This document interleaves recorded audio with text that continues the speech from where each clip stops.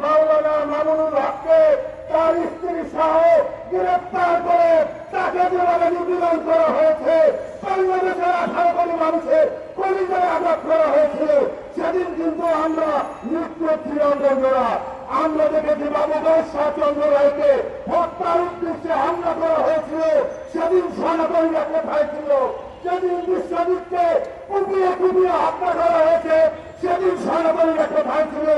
যেদিন এই যে ফাইজু সাহেবের মামলার একজন সাক্ষী তাকে আদালতের সামনে থেকে গ্রেপ্তার করে নিয়ে তাকে ভারতে গুম করা হয়েছিল, তখন এই সনাতন ভাইয়েরা কোথায় ছিলেন? আজকে বলতে চাই, আজকে ভারতে আরএসএস আর বাংলাদেশে হচ্ছে ইসকন। কথা পরিষ্কার, কোন আরএসএস এর কার্যক্রম বাংলাদেশে হতে দেব না আমরা। প্রয়োজনে আমরা আবারও 5 তারিখের মতো বাংলাদেশে আবার প্রেক্ষাপট সৃষ্টি হবে বন্ধুরা।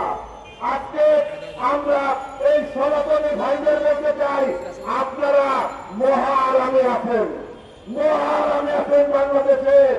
আমরা পাহাড় দিই মন্দির আর আপনারা পুজো পার্বণ করেন।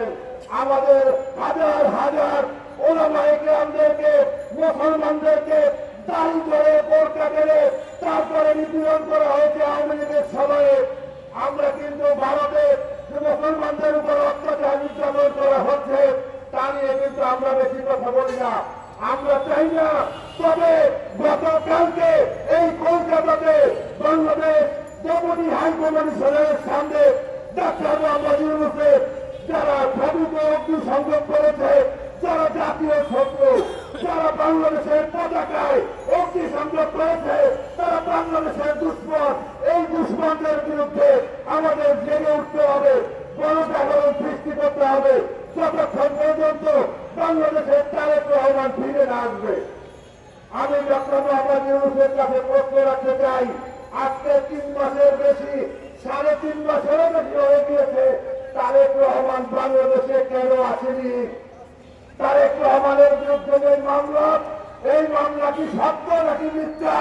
এই প্রশ্নের জবাব দিতে হবে আইনমন্ত্রীকে।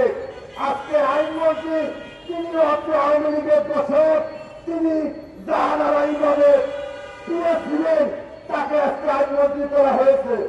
আজকে ধীরেন রঞ্জন যাকে উপদেষ্টা করা হয়েছে, তিনি একজন রয়ের সদস্য, তাকে আজকে উপদেষ্টা পরিষদে রাখা হয়েছে।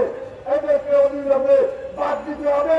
দেশপ্রেমিক, জাতীয়তাবাদী শক্তি, ধর্মীয় মূল্যবোধে বিশ্বাসী শক্তির সাথে পরামর্শ করে অতি দ্রুত এই উপদেষ্টা পরিষদ পুনর্গঠন করে আমাদের অর্জিত স্বাধীনতাকে আমাদের নিরঙ্কুশ করতে হবে।